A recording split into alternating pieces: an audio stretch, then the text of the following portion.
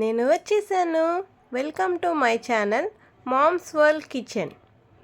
నేను మీ ఆంధ్ర ముద్దు బిడ్డని, తెలంగాణ కోడల్ని. ఈరోజు మీకోసం ఒక మంచి restaurant style egg butter masala మంచి టేస్ట్తో ఎలా చేసుకోవాలో చూపిస్తాను రండి. హే, నేను వచ్చేసాను. Welcome to my channel Mom's World Kitchen. నేను మీ ఆంధ్ర ముద్దు బిడ్డని, తెలంగాణ కోడల్ని. ఈరోజు మీకోసం restaurant style egg butter masala ఎలా చేయాలో చూపించేస్తాను. ఇలా గనక ఒకసారి ట్రై చేశారంటే ఇంకా ఎప్పుడు ఇంట్లోనే చేసుకుంటారు, రెస్టారెంట్ నుంచి తెప్పించుకోరు. ఇక ప్రాసెస్లోకి వెళ్ళిపోదామా? ముందుగా కోడిగుడ్లను ఉడకపెట్టుకుందాం. కోడిగుడ్లలో కొంచెం ఉప్పు వేస్తే కోడిగుడ్లు వలిచేటప్పుడు పెంకు చాలా సులభంగా వస్తుంది. సో కంపల్సరీ ఉప్పు అయితే వేయండి. ఇప్పుడు గ్రేవీ ప్రిపేర్ చేసుకుందాం. ఒక మిక్సీ జార్ని తీసుకుని అందులో 4 టమాటాలు, 1 స్పూన్ అల్లం వెల్లుల్లి పేస్ట్, మీకు ఇష్టమైతే ఫ్రెష్ అల్లం వెల్లుల్లి వేసుకోండి. అలానే 2 స్పూన్లు కొత్తిమీర కాడలు.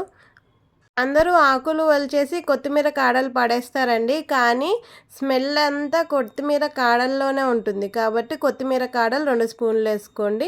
అలానే ఒక పచ్చిమిర్చి విరిచి వేసుకున్నాను.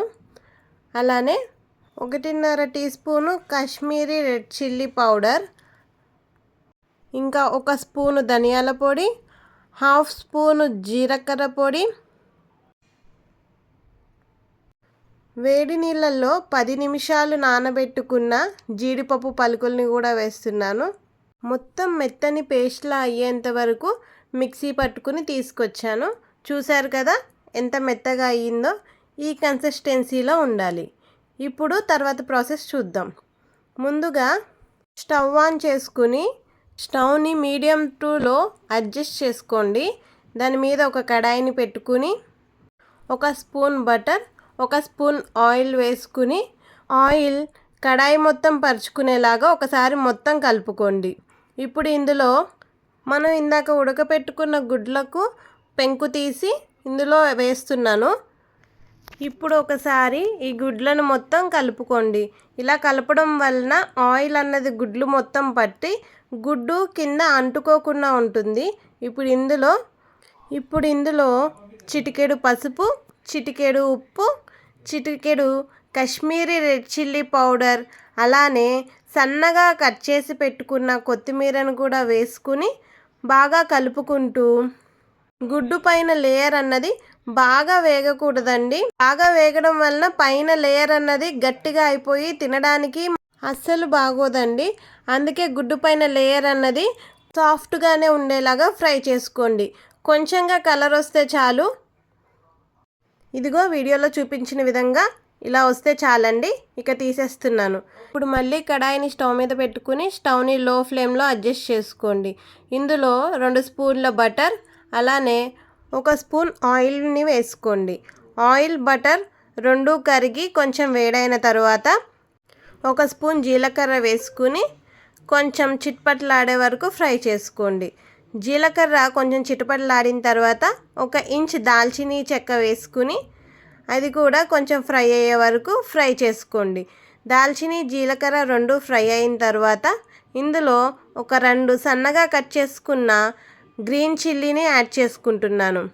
గ్రీన్ చిల్లీ కూడా మంచిగా ఫ్రై అయిన తర్వాత ఇందులో 1 స్పూన్ అల్లం వెల్లుల్లి పేస్ట్ వేసుకుని పచ్చివాసన పోయే వరకు ఫ్రై చేసుకోండి. ఇప్పుడు ఇందులో 3 మీడియం సైజు ఉల్లిపాయలను చిన్న ముక్కలుగా కట్ చేసుకుని వేస్తున్నాను. ఇలా వేసిన ఉల్లిపాయల్లో కొంచెం ఉప్పు వేసుకుని ఉల్లిపాయలు గోల్డెన్ బ్రౌన్ కలర్ వచ్చే వరకు ఫ్రై చేసుకోండి. ఉల్లిపాయల్లో కొంచెం ఉప్పు వేయడం వలన ఉల్లిపాయలు తొందరగా వేగడానికి హెల్ప్ అవుతుంది. ఒక 5-6 నిమిషాల్లో ఉల్లిపాయలు ఇలా గోల్డెన్ బ్రౌన్ కలర్లోకి వచ్చాయి. ఇందులో 1/2 టీ స్పూన్ పసుపు, 1/2 teaspoon Kashmiri red chilli powder వేసుకుని మొత్తం కలుపుకుని కారం మగ్గిన తర్వాత వేడి నీళ్ళను పోసుకోవాలి. ఇలా వేడి నీళ్ళను పోసుకోవడం వలన ఉల్లిపాయలు మెత్తబడి గ్రేవీ కన్సిస్టెన్సీకి వస్తుంది. నీళ్ళు మొత్తం ఎగిరిపోయేలాగా కలుపుకుని మనం ముందుగానే మిక్సీ చేసి పెట్టుకున్న గ్రేవీ పేస్ట్ ఉంది కదా, ఆ పేస్ట్ని ఇందులో వేసుకోండి. ఇప్పుడు రుచికి సరిపడినంత ఉప్పు నేనైతే 1 స్పూన్ వేస్తున్నాను.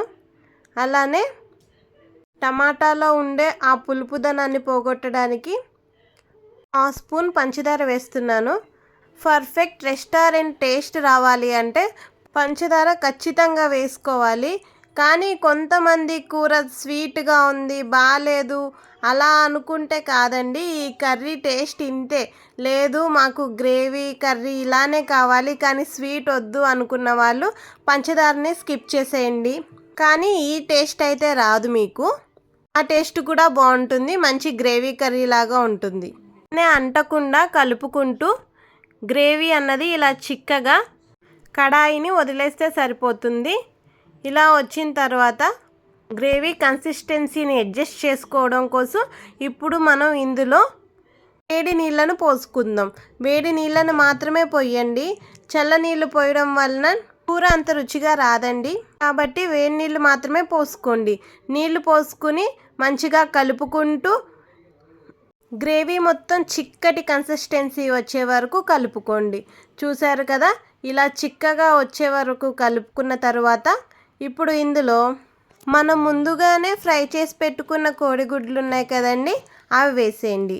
అవి వేసిన తర్వాత దీనిపైన 1 స్పూన్ బటర్, 2 స్పూన్లు మిల్క్ క్రీమ్, అనే సన్నగా కట్ చేసి పెట్టుకున్న కొత్తిమీర తరుగుని వేసుకోవాలి. ఇలా వేసుకున్న దీనిపై కొంచెం kasuri methi powder 1/2 teaspoon వేస్తున్నానండి. దీనివల్ల మంచి స్మెల్ టేస్ట్ వస్తుంది కర్రీకి. అలానే కొంచెం గరం మసాలా కూడా వేస్తున్నానని. ఇది home made garam masala powder, నేనే తయారు చేశాను. బయట కొన్న వాటికంటే ఇంట్లో తయారు చేసుకున్నవి వేసుకోవడం వల్ల టేస్ట్ ఇంకా చాలా బాగుంటుందండి.